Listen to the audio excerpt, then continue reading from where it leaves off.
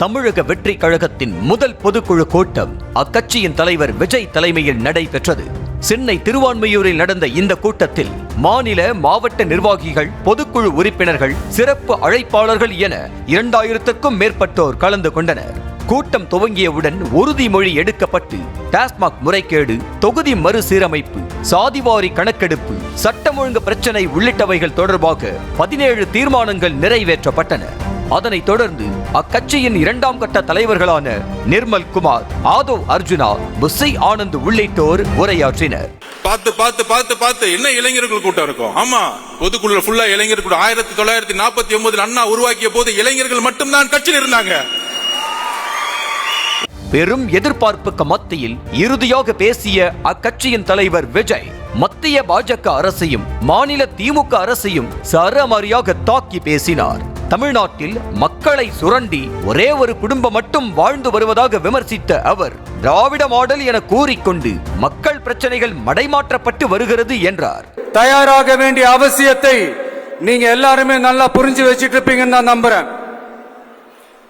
அரசியல்னா என்னங்க? ஒவ்வொரு குடும்பமும் நல்லா வாழணும்னு நினைக்கிறது அரசியலா? இல்ல ஒரே ஒரு குடும்பம் மட்டும்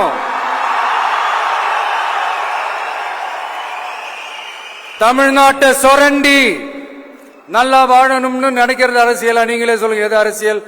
எல்லாருக்கும் நல்லது நடக்கிறது தானே அரசியல். அதுதான் நம்ம அரசியலும்.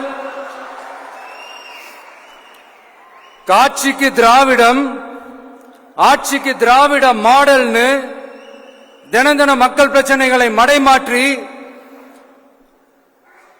மக்கள் விரோத ஆட்சியை மன்னராட்சி போன்று நடத்துற இவங்க நமக்கு எதிராக இவங்க பண்ற செயல்கள் ஒன்னா ரெண்டாங்க. தங்களின் கட்சி நிகழ்ச்சிகள் நடத்த திமுக பல்வேறு நெருக்கடிகள் ஏற்படுத்தி வருவதாக குற்றம் சாட்டிய விஜய், மத்திய பாஜகவின் பாசிச ஆட்சிக்கு கொஞ்சமும் குறைவில்லாமல் தமிழ்நாட்டில் பாசிச அரசாங்கத்தை திமுக நடத்தி வருவதாகவும், சட்டம் ஒழுங்கு சீர்கெட்டு பெண்களுக்கு பாதுகாப்பு கொடுக்காத தற்போதைய அரசை தமிழ்நாட்டிலிருந்து அகற்ற தாவேக்க தொண்டர்கள் நாள்தோறும் மக்களை நேரடியாக சந்திக்க வேண்டும் எனவும், வீதி வீதியாக சென்று மக்களின் பிரச்சனைகளை கேட்டு அவற்றை தீர்க்க வேண்டும் எனவும் கேட்டுக்கொண்டார். கொள்ளையடிப்பதற்காக பாஜகவுடன் மறைமுக அரசியல் கூட்டணியில் உள்ள திமுகவுக்கு உதவும் மோடிஜிக்கு தமிழ்நாடு, தமிழர்கள் என்றால் அலர்ஜி என்ற விஜய், மும்மொழி கொள்கை, தொகுதி மறுசீரமைப்பு, பட்ஜெட்டில் தமிழ்நாடு புறக்கணிப்பு, நிதி நிறுத்தி வைப்பு என தமிழ்நாட்டுக்கு எதிரான நடவடிக்கைகளை பிரதமர் மோடி செய்து வருவதாக விமர்சித்தார். தமிழ்நாடு பலருக்கு தண்ணி காட்டிய மாநிலம், அதனால் பிரதமர் மோடி மிகவும் ஜாக்கிரதையாக கையாள வேண்டும் என்று நையாண்டி செய்தார். சார், உங்ககிட்ட நாங்க சொல்லிக்கிறதெல்லாம் தமிழ்நாட்டை கொஞ்சம் கேர்ஃபுல்லா ஹேண்டில் பண்ணுங்க சார்.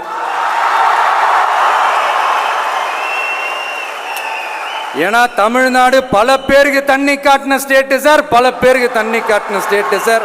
பார்த்து சார், பார்த்து செய்யுங்க சார், மறந்துடாதீங்க சார்.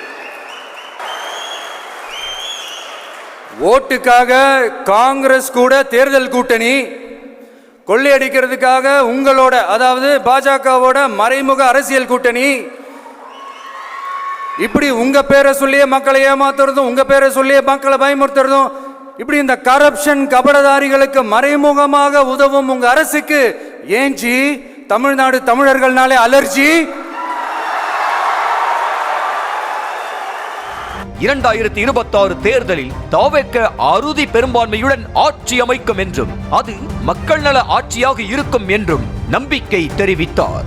இறுதியாக சில மேற்கோளை காட்டிய விஜய் 2026 சட்டமன்ற தேர்தலில் திமுக தாவேக்க விடையில் மட்டும்தான் போட்டி என்று சூளுரைத்தார். என்னுடைய நன்றி உரையை நிறைவு செய்கிறேன். பார்த்துக்கிட்டே இருங்க, அடுத்த வருஷம் இது வரைக்கும் தமிழ்நாடு சந்திக்காத ஒரு வித்தியாசமான ஒரு தேர்தலை சந்திக்கும்.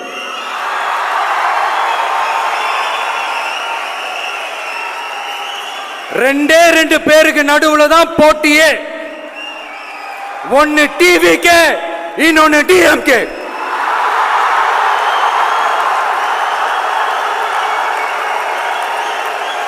கான்பிடண்டா இருங்க, நல்லதே நடக்கும், வெற்றி நிச்சயம். மீண்டும் சந்திக்கும் வரை நன்றி, வணக்கம். பொதுக்குழு முடிந்ததும் கூட்டத்தில் பங்கேற்றவர்களுக்கு அறுசுவை உணவு பரிமாறப்பட்டது. அப்போது அவர்கள் மத்தியில் அமர்ந்து விஜய் உணவருந்தினார்.